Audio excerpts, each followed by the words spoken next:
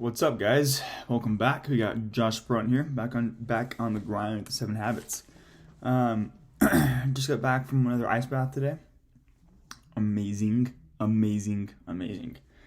It really does give me this sense of alertness and focus throughout my day. So, if you wake up groggy, go dip yourself in an ice bath because you will feel amazing. I promise. Okay, so I am trying to start out with a story at the beginning of all of my episodes. However, today, as I was thinking on the story, I realized that I should be a lot more proactive about that. We are literally talking about habit one, be proactive, and I guess I've kind of had this attitude of, I'll just think of something that applies to that when I do my next episode. So I'll just live my day, and then I will reflect back on that day, and just try to on the spot come up with a story that could implement or could fit that category, which I probably could, and it's true. But I want to be a little bit more proactive about it. So I'm choosing to intentionally create a story in that day that deals with that section, so I can really hone this stuff in and apply it on a day-to-day basis, right? And that's what I'm gonna do. So no story today because I didn't do that, but tomorrow I will. Well, today I am going to implement this next section, which is amazing, and I'm gonna be able to create or essentially plan out what I'm going to do for my story for the next episode. Hope that makes sense. But so this section is actually pretty similar to the last section. So we're talking about expanding our circle of influence last episode, and this one's about the haves and the bees. So essentially, the haves and the bees it's like another way to determine whether you're working within your circle of concern or your circle of influence, and then also how to expand it. It goes a little bit more deeper into how that is and why it is. So we have these two categories, the haves and the bees. Again, our language is going to give away our paradigm. Our language and our most inner thoughts, and what we speak out loud, will reveal to us whether we are working within our circle of concern or whether we are working within our circle of influence. Okay, so that's really cool in itself, because it's basically like a sign to us that allows us to examine our own lives through this principle-centered paradigm. So essentially, the haves. What are the haves? The haves is when you're trying to receive. I think I mentioned something like this in the previous episode, but essentially it's sentences like these right here. I'll be happy when I have my house paid off. Or, if only I had a boss who wasn't such a dictator.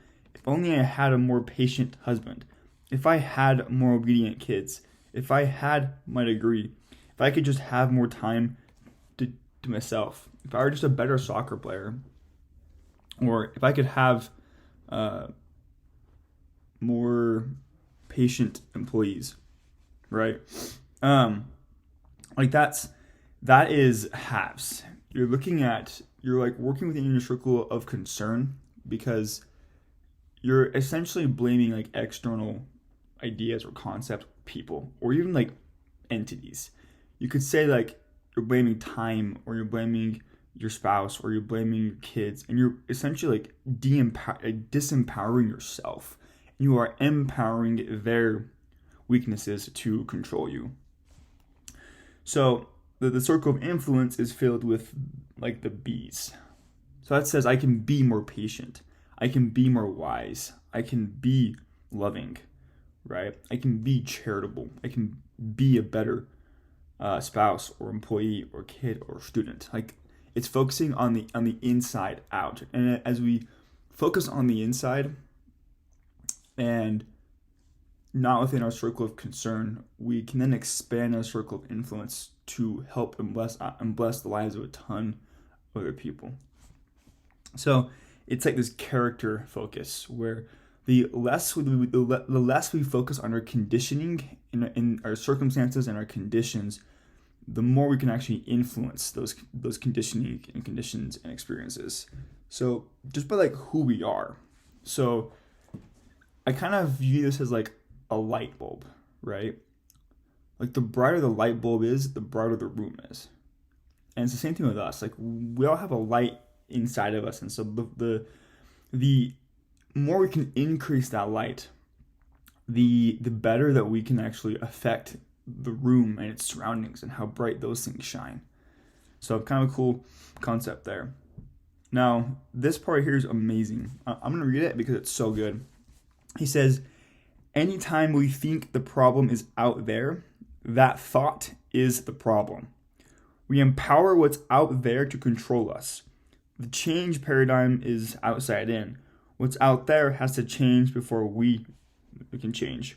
But the proactive approach is to change from the inside out, to be different. And by being different, to affect positive change in what's out there, I can be more resourceful. I can be more diligent. I can be more creative. I can be more cooperative. Like, I just love that quote, the idea that like anytime we think the problem is out there, like that thought is the problem. That's why we're not progressing in our lives. Whenever we blame other people or concepts or their weaknesses or entities or organizations, like that thought is the problem. We must look within ourselves and do an inside out approach. The brighter we shine, the more influence we'll have over those problems that are external or outside of ourselves.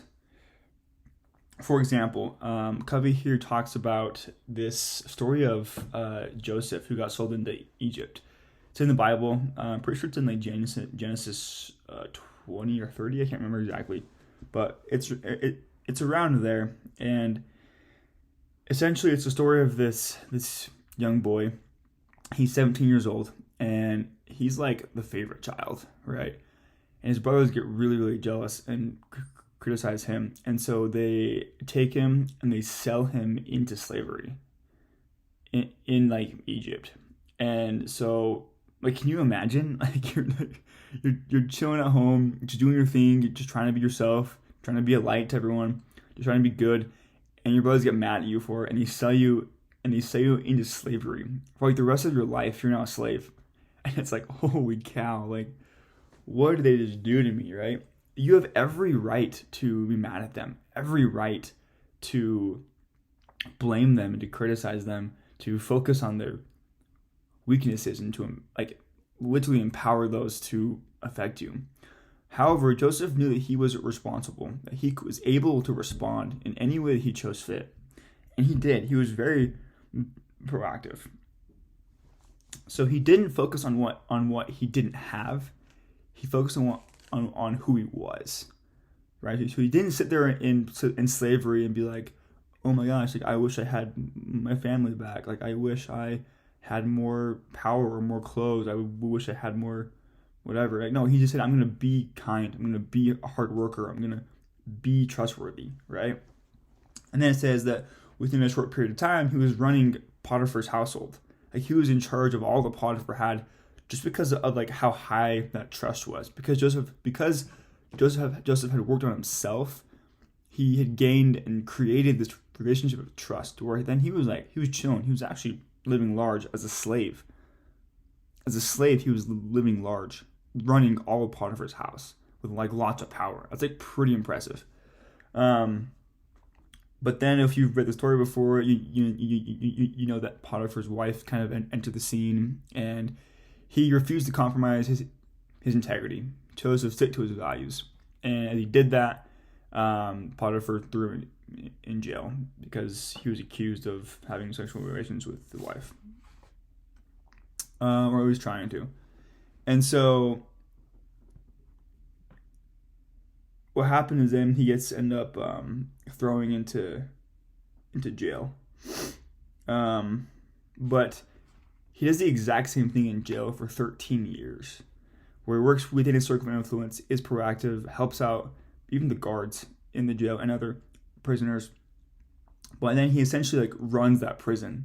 Like as a prisoner, he's running the prison just because of who he is. Like the guards just trust him because he worked within his circle of influence on being rather than having. Like having freedom or having more food or having whatever it is. He just worked on being himself, on being better, being more cooperative, genuine, authentic, being more trustworthy, right? And then that eventually led him to run the entire nation, second only to Pharaoh. That's like a really cool story about how someone can work within a circle of influence and just become like undeniable, like irreplaceable, undeniable, where people just like are begging to spend time with them. Just because they're so like focusing on who they are instead of trying to have all of these other things, right? For example, in my life, it's kind of like I was in college, and so you have the whole joke of poor college student, right? And it's like some people are like, oh, like I wish I had more money. It's like, well, just be a hard worker, like work on your mind, like be more effective in the ways that you earn money, right? I just like be something that is able to produce that money, and then you won't have to worry about it, and your circle of influence will have expanded. So this whole idea of the haves and the bees, it is a major paradigm shift for a lot of people because they're so used to saying like if only I had this. It's a new script that doesn't quite make sense to them yet. And it's kind of hard. It actually is really hard to accept and to operate under because it like shows that I am responsible. And if I'm responsible, I may be irresponsible. Because that may mean that I may have made a choice that led to a negative consequence. And that's like hard to admit and to like say out loud and to be like vulnerable about that. So there's that. This next part's like really, really interesting because it talks about this idea of like, or at least the example of a marriage, right? He says like, he poses this question that I think is really interesting. He says like, if I have a problem in my marriage, like what do I really gain by complaining or confessing my spouse's weaknesses? Like what? Like where's the improvement? Where's the progress in the relationship, in my own character, and even in her character? Like where does that lead us, right? When we like confess the weaknesses or the sins of another person, we're saying that we aren't responsible. We're absolving ourselves of responsibility, and we are empowering their weaknesses. And it's actually a downward spiral because the more that we empower that weakness and complain about it and criticize it, and the more our attitude is negative towards them, the more that person feels validated in that behavior. They would justify that behavior because of our response. And then it just keeps going downwards and downwards and downwards and downwards. Each person justifying their side of the story because of how the other person is responding. And that's called codependence or counterdependence, one of the two. I can't remember. Anyways, but yeah, it's just saying like my nagging and accusing critical attitude is just gonna make her feel validated in her own ways or in her own weaknesses. So Covey says that the criticism is actually worse than the conduct that we want to correct. Because then your ability to positively impact the situation withers and dies. So what he's saying is that by criticizing the weakness of another person, that's actually worse than the weakness itself.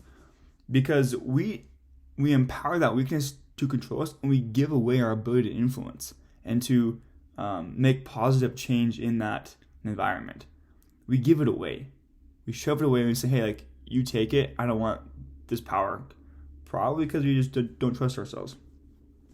But if we really want to improve the situation, then we won't complain about it. We won't criticize the weaknesses of other people or their sins, but rather we will work on ourselves. We will work on having a more loving attitude.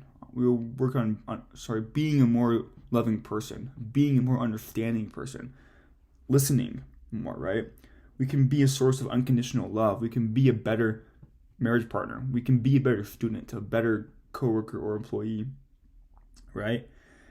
And so like, hopefully the other person will feel the power of that proactive example and change and be better.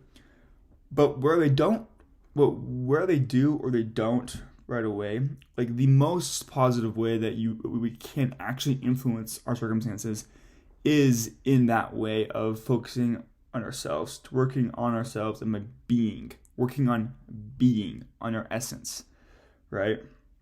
So like I was saying, just like being a better listener, right?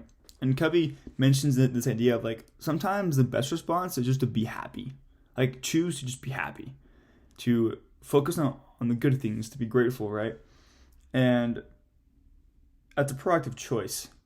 Like I'm not gonna say that like that changes everything right away, or that's just gonna make sure that like life is all of a sudden amazing and dandelions. Like no, it's not how it is, but like life can still suck and you can still choose to be happy. Like that's still possible.